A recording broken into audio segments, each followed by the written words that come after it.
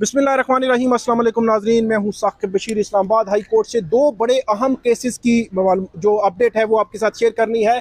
Chairman PTI जज धमकी case में उनकी दरख्वास्त थी कि उनके खिलाफ 780 दहशतगर्दी की दफात के तहत जो मुकदमा दर्ज किया गया है वो ख़त्म किया जाए। उस मुकदमे के इंदराज के बाद दीगर दफात भी शामिल की गई थी। इस्लामाबाद हाई कोर्ट ने जो 780 है वो ख़त्म कर दी है, दीगर दफात कायम है। उस केस में आज क्या हुआ, क्या प्रोसीडिंग हुई और आगे क्या होगा, इस पर बात करेंगे। दूसरा, राना शमीम तौहीन अदालत केस जो 16 नवंबर को सामने आया था। 16 नवंबर को द न्यूज़ और जंग पे ये अंसार अब्बासी साहब सीनियर सहाफ़ी हैं, उनकी खबर आई थी जिसमें राना शमीम का बयान हल्फी जो है वो जिक्र किया गया था, एफिडेविट का जिक्र किया गया था, जिस एफिडेविट का डायरेक्टली ताल्लुक जो शरीफ फैमिली की जो अपीलें हैं इस्लामाबाद हाई कोर्ट में पेंडिंग हैं उनसे था। उस पर कंटेम्प्ट ऑफ कोर्ट की प्रोसीडिंग शुरू हुई। 10 नवंबर को लंदन के लॉटरी पब्लिक में ये जो एफिडेविट दिया था राना शमीम उन्होंने, उसके बाद कंटेम्प्ट प्रोसीडिंग्स चलती रही। आज ये कंटेम्प्ट प्रोसीडिंग खत्म होने जा रही हैं। क्या वजूहात हैं, किस तरह ये खत्म होंगी या आज क्या हुआ है, इससे मुतल्लिक बात करेंगे। सबसे पहले हम जो दहशतगर्दी का मुकदमा है इमरान खान साहब का, उससे मुतल्लिक जो है वो पूछेंगे। अवैस यूसुफजई हैं, सीनियर सहाफ़ी हैं, जियो न्यूज़ से कोर्ट रिपोर्टर हैं। सुहेल रशीद जो है वो समा न्यूज़ से हमारे साथ हो गए, उनसे भी हम उनकी जो राय है वो लेंगे। सबसे पहले इमरान खान साहब के खिलाफ जो दहशतगर्दी का मुकदमा है उससे मुतल्लिक अवैस यूसुफजई, उनसे हम पूछेंगे कि आज क्या बुनियादी तौर पर हुआ, क्या क्रक्स क्या है, क्या फैसला दिया इस्लामाबाद हाई कोर्ट ने। जी देखिए, इस्लामाबाद हाई कोर्ट ने जो इमरान खान के खिलाफ दहशतगर्दी का पर्चा दिया गया था उसमें दहशतगर्दी की हद तक दफात ख़त्म कर दी हैं, जबकि अदालत ने कहा है कि इस केस को अब इंसदाद दहशतगर्दी की अदालत से आम अदालत मुंतकिल किया जाए और इस FIR में जो 780 के अलावा दीगर दफात शामिल की गई थी उसके तहत अब ट्रायल किया जाएगा। आज जो इमरान खान के वकील बैरिस्टर सलमान सफदर थे, उनका ये मौक़िफ़ था कि एक तकरीर पर जो दहशतगर्दी का पर्चा दर्ज किया गया वो बनता नहीं है ये, और चीफ साहब भी जो हैं वो किसी हद तक इससे मुतमईन नज़र आए। हमें लास्ट हियरिंग पर भी आज भी उन्होंने यही रिमार्क्स दिए कि बादियुन नज़र में यह दहशतगर्दी का मुकदमा नहीं बनता। लेकिन इसमें एक चीज़ बड़ी इंपॉर्टेंट है कि गुज़िश्ता समात पर चीफ जस्टिस अतर मिनल्ला ने यह हिदायत की थी JIT को कि वो इमरान खान को शामिल तफ्तीश करने के बाद अपनी जो ओपिनियन है फेयर इन्वेस्टिगेशन के बाद उससे अदालत को आगाह करें, और कोर्ट ये एक्सपेक्ट कर रही थी कि जो JIT की राय है उसके तहत शायद वो आज ये राय देंगे कोर्ट में कि ये दहशतगर्दी की दफ़ा नहीं बनती और हम ख़त्म कर रहे हैं। लेकिन आज जब कोर्ट की ने समाअत शुरू की तो पहला सवाल ये था कि JIT की राय क्या है। उस पर वाज़े तौर पर कैटेगोरिकली जो प्रोसिक्यूटर हैं, स्पेशल प्रोसिक्यूटर राजा रिजवान अब्बासी, उनका ये कहना था कि JIT ने अपनी ओपिनियन ये फॉर्म की है कि ये दहशतगर्दी का पर्चा बनता है, और उसके बाद फिर राजा रिजवान अब्बासी ने मुख्तलिफ दलाइल भी दिए। इमरान खान का जो मुतनाज़ा बयान और उनके जो मुतनाज़ा जुमले थे तकरीर के दौरान वो भी दोबारा पढ़कर सुनाए।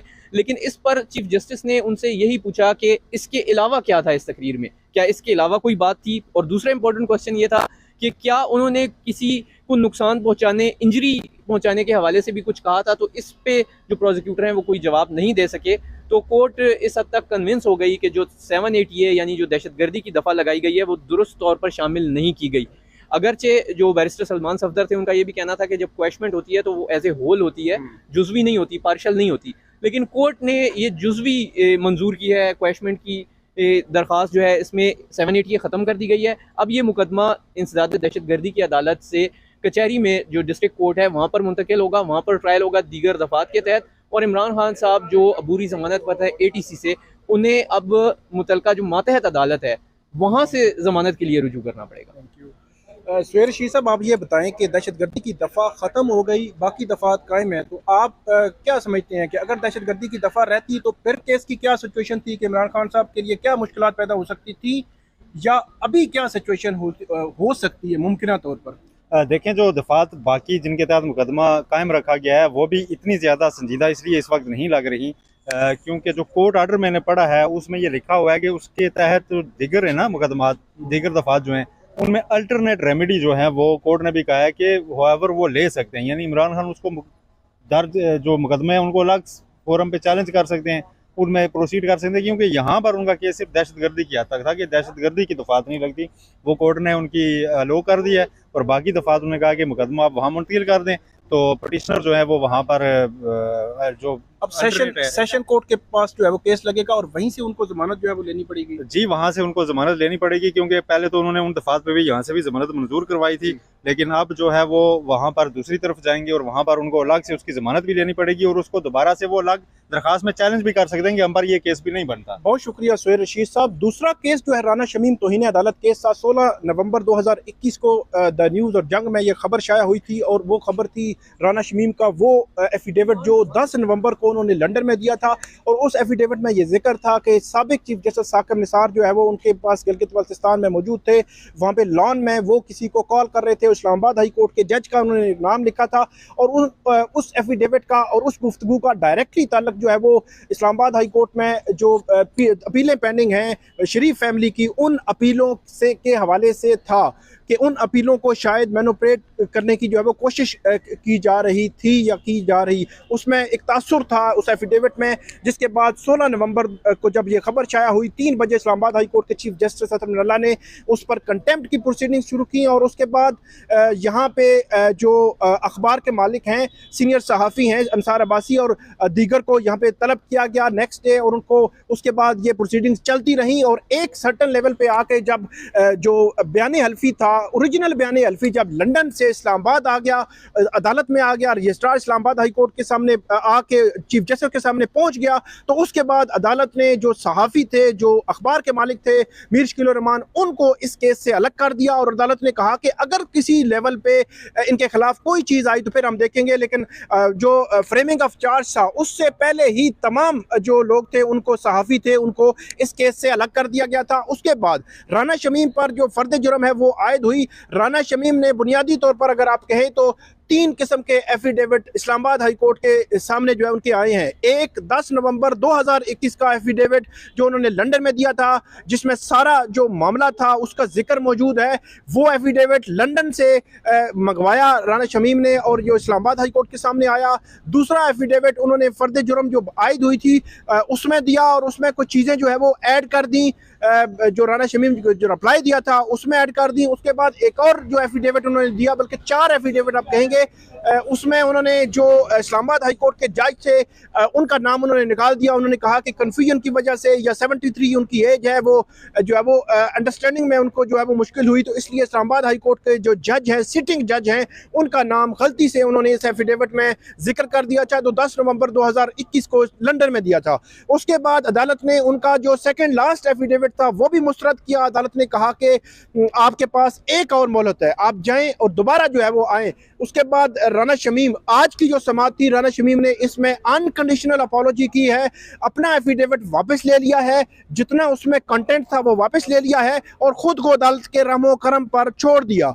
आज जब समाअत शुरू हुई तो चीफ जस्टिस असद मिनल्ला जो है उन्होंने समाअत शुरू की, तो शुरू में ही राना शमीम जो है वो कमरा अदालत में पहुंच चुके थे। कमरा अदालत से पहले राना शमीम से सवालात भी हुए, कौन सा एफिडेविट आपका दुरुस्त है, कौन सा दुरुस्त नहीं है। जो प्रोसीडिंग खत्म हुई तब भी सवालात हुए, राना शमीम ने बिल्कुल कोई जवाब नहीं दिया, लेकिन ये कहा कि हम जो है वो चीफ जस्टिस का शुक्रिया अदा करते हैं। तो उसके बाद जब प्रोसीडिंग शुरू हुई तो वहाँ पे जो शिक है 18 तौहीन अदालत ऑर्डिनेंस की, वो अदालत ने जो राना शमीम के वकील थे उनको कहा, ये पढ़ा और ये अदालत ने ऑब्जर्व किया कि इस हवाले से अभी तक किसी ने इस शिक को नहीं देखा। और उसके बाद अदालत ने ये जो ऑब्जर्वेशन भी दी चीफ जस्टिस ने कि राना शमीम जो है वो आइंदा समाज पर ना आए, अटॉर्नी जनरल आए, प्रिंट मीडिया के हवाले से और जो एडिटोरियल चेक होता है उसके हवाले से सब जुडिस मैटर्स में कितना जो है वो उसको देखना होता है, ये तमाम जो है वो अदालत देखेगी। अटॉर्नी जनरल को कहा है कि इस पॉइंट पे असिस्ट करें, जो राना शमीम है उनको कहा है कि वो ना आए। बज़ाहिर ऐसे लगता है कि राना शमीम की हद तक केस जो है वो ख़त्म हो चुका है, लेकिन अदालत का फैसला अभी नहीं आया।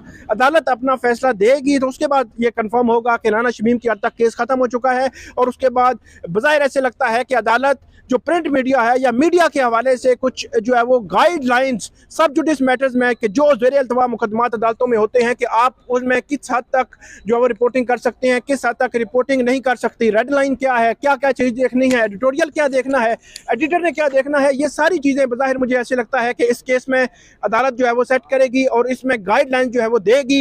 लेकिन अब केस जो है वो 29 सितंबर तक जो है वो मुलतवी हो गया है। 29 सितंबर को दोबारा अटॉर्नी जनरल आएंगे, अटॉर्नी जनरल असिस्ट करेंगे इस केस में और उसके बाद अदालत जो है वो इस हवाले से जजमेंट देगी। देखते हैं कि अब क्या आउटकम होता है इस केस में। बज़ाहिर ये केस 16 नवंबर 2021 को शुरू होने वाला केस आज बज़ाहिर जो है वो ख़त्म होता नजर आ रहा है, लेकिन 29 नवंबर को हतमी फैसला जो कोर्ट का होगा वो देखेंगे कि वो क्या है। तो ये थी नाज़रीन इस्लामाबाद हाई कोर्ट से दो बड़े अहम केसेस की समाअत और उनके हवाले से जो अपडेट थी वो आपके साथ शेयर की। उम्मीद है आपको ये पसंद आएगी। इस पर फीडबैक ज़रूर दीजिएगा। अल्लाह हाफिज़।